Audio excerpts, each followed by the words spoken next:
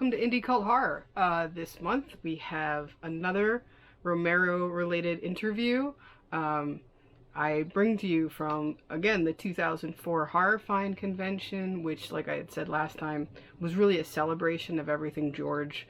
There were people from night, dawn, and day there. There were actors, special effects artists, really anyone who was available that was part of the Romero family of filmmakers. This next interview is probably, of this batch from this project that I was working on, probably the most special to me in many ways. And part of that is because A, the person is extremely influential to me, and also the other side of it that I didn't expect was that in general, doing this project, I didn't expect that I would form some really great relationships with some of the people I got to interview. And this is one that I'm really happy to say is someone who I idolized and became pretty friendly with. And because of that, this is only the first time that I was able to interview her. So the person I'm talking about is Lori Cardille from Day of the Dead. She played the role of Sarah, and to me that was such an influential role in horror film history. Personally, I'd say growing up there were a handful of strong female characters that had a huge impact on me, and the character of Sarah is the very top of that. I mean, and I don't know, it's kind of cliche now to say, oh, you know, the pantheon of strong women in horror and genre film. It's true. Now we can kind of retrospectively go back and find even more. And then, you know, there's the plethora of women who came from film in the 90s and the 2000s and, you know, today. But, you know, growing up as a female horror and science fiction fan in my teen years and 20s, there were certain characters that meant a lot to me.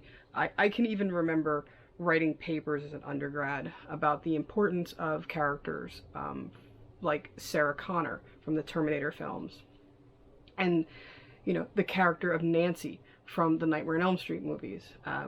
And those two together with Sarah, who, yeah, I wrote about Sarah too, really kind of exemplified the way I would hope I would act in those situations, right? And it definitely forms you as a teenager growing up watching movies, that you want to be more like those characters that you really attach to like that. That's not to say that there aren't plenty of other strong female characters in sci-fi and horror that I definitely think are important.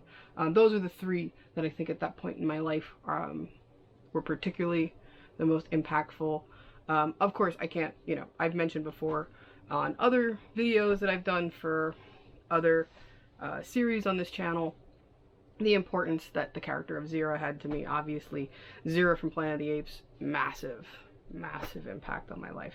I mean, there's plenty of others, particularly like Kirsty from the Hellraiser films, or you know, both Adrienne King and Amy Steele's characters in the Friday the 13th franchises, or Sydney from the Scream films. There's plenty of strong women in horror, and of course you can't forget the importance of Ripley in the Alien films.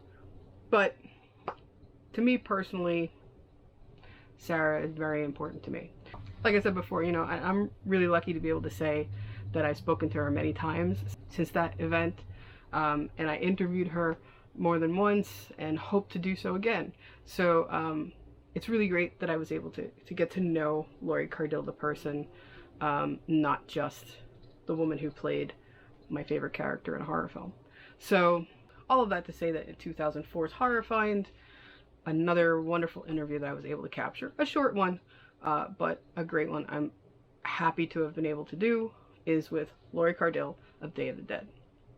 Quick disclaimer, this one was done at the convention. I believe it was done Sunday afternoon, so it's not at the peak of the con, but still there's some background noise, and I will do my best to make it easier for you guys to listen to. But still, please enjoy my interview with Lori Cardille. Hi, my name is Lori Cardille, and I am played the character of Sarah in Day of the Dead, which came out in 1984. Nice to be here. Had you seen Night of the Living Dead and Dawn of the Dead before working on Dead? I had seen Night of the Living Dead. My father actually was in the Night of the Living Dead. He played the reporter, but I was in 8th grade at the time. And I had done a play in New York, and George had seen me in the play, and that's how he cast me in the part. But Dawn of the Dead, I had to, after I was cast, I watched Dawn of the Dead, and, to get a sense of the trilogy and what he was running for the future. So would you consider that you'd known Romero and his work beforehand? Well, yes, I knew Night of the Living Dead was such a wonderful film. It's in the Whitney Museum. It's all around the world. It's a groundbreaking film for the genre. And so I've been doing a lot of theater, so I wasn't really totally familiar. I was not a fan of horror films only because they made me frightened, and I never understood why people like to be frightened, So, because I was scared anyway. So really, when I knew that he was a master of his craft, and so that was the most interesting thing to me when I studied the films after that.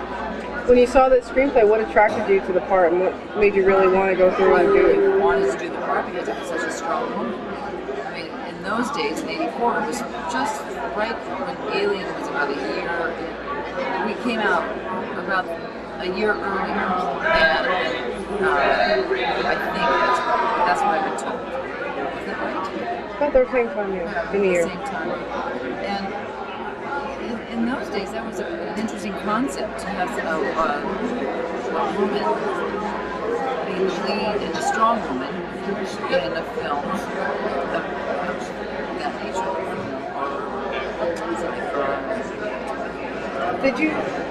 Were you approached at all from Romero about how to approach the more humanistic and emotional aspects of the film? Was I approached by him? Did he discuss with you how to go about the more personal kind of character traits of the part, not just the physical and the... We always talk, when you work with any director and you're doing something, there's usually, there has to be a give and take. They assume you're a professional, they're a professional, so you work on it as two professionals tackling an interesting part. So there's a lot of give and take and talking and approaching it, and I would come with ideas and he'd tell me his ideas, and then we would try things out, different takes, different times, and try different ways of doing it. Now, Romero is kind of known for having an almost family kind of atmosphere on his sets because he works with the same cast and crew repeatedly. A lot of same people spill over into all of his projects. How did it feel kind of walking into that new atmosphere of that? It somehow felt like home because, people were from Pittsburgh. I was living in New York at the time, but Pittsburgh was my home. And it was great, really. It took me a while. I was so focused on doing this character. It was a lot of work, a lot of hard work. And so I was a little more maybe serious. Everybody was having a lot of fun. And I did, believe me. But I think everybody that had the special effects makeup, they got to be with Tom and Greg in that room and Howard in that room where they were having a lot of fun, and I had to prepare my character, and I didn't have any makeup applied to me as far as special effects, and so, I had a great time. My daughter was a year old, and I was a mother on the set with my husband.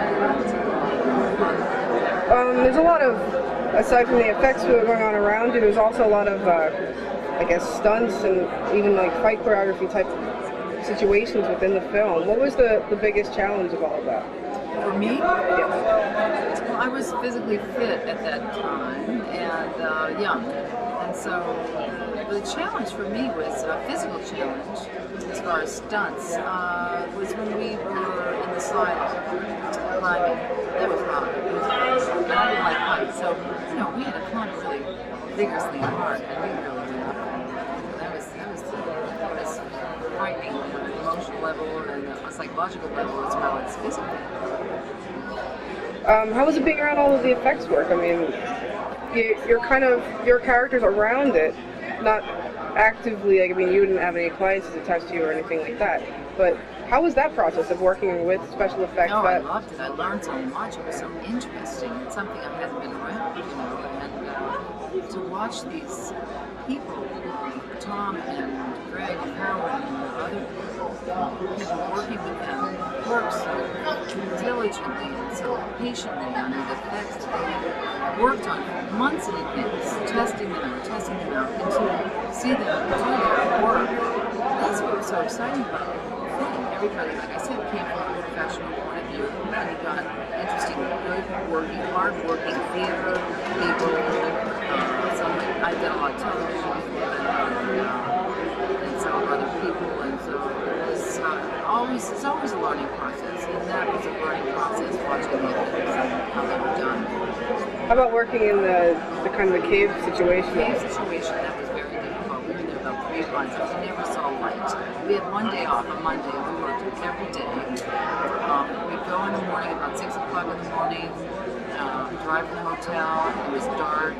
We'd go in the cave. It was dark and dank. It was a limestone cave with dust all around it. Using those things you put on your nose, the mask, so you once in a while, but you couldn't do it all the time. You got sick. So, and then we went home. It was like 11 o'clock about, and no lights. Yeah. We needed those light boxes then. No, we weren't really depressed at that time, but it was so much fun. So you got really into the spirit of it because you're kind of living it the whole time. Yeah, we did get into the spirit. It was great. Just did you really quick here? And what did you personally try and do to bring out the character of Sarah within the film? Well, the thing that was really interesting was to keep her sort of held together, to keep her, she was trying to keep herself together, even though everything was falling apart around her.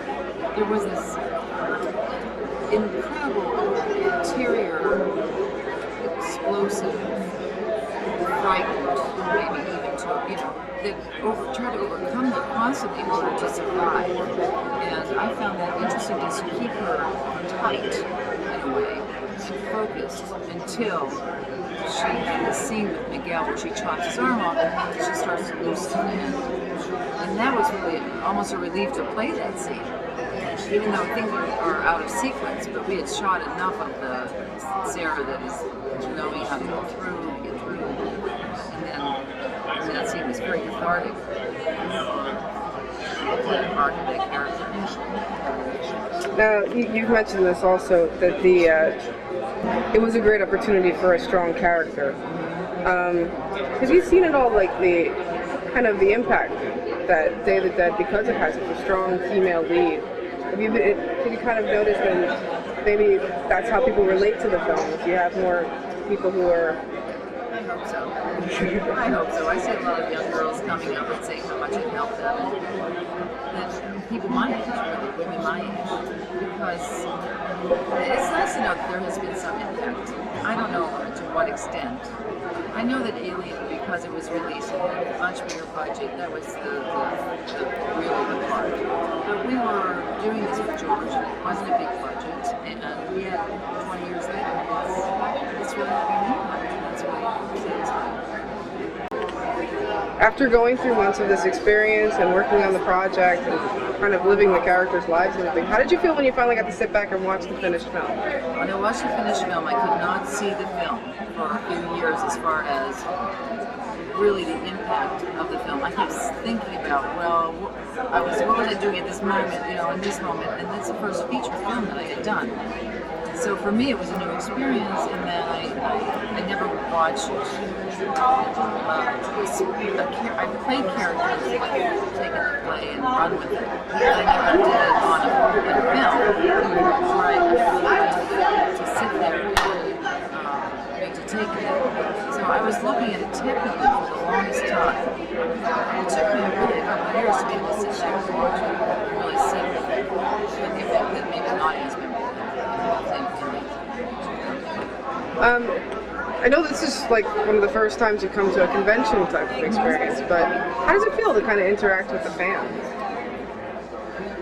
I think that the fans have been so knowledgeable about film. I'm so impressed by them and their kindness and gentleness, and people that have affected come to It's hard to believe, really. It's hard to believe. I'm humbled.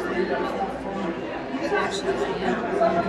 And since I've not been out there, just 20 years later, I'm like, wow, it's good. And it is important. It's an important piece of film. The character of Sarah and the film itself, I think, is very important. That's great. Just kind of quickly, if you could just, I know you've done a lot of stage and TV work, but what's kind of different about working on a film and working on other types of projects? Well, television has a very short time. Well, I did two soap operas, The Edge of Land, Ryan soap. I was running characters for a couple of years on those. And that was a great training ground when I got out of university, Carnegie Mellon University, where I studied theater. And so I learned a lot about how to, in soap you really learn dialogue quickly and you have to, so that was like almost like doing theater, because you rehearse and really film at the end of the day, as if it's live. And, well, theater is completely different, I can't even forget. But television, nighttime television, which is shot on film, the soaps were shot on tape, and but the nighttime television is quick. You know, take two, that's it. Wait, I'd like to do that again. No, that's it. So it's really nice because you can hone the character much better. You have time. You can take more takes. You can take a take for yourself, take a take George has two different ways. I was thinking of earlier, and I liked it. It was nice to pace. Very nice. A lot of waiting. Was there a lot of rehearsal process beforehand, or? We didn't rehearse it. We talked about it a lot.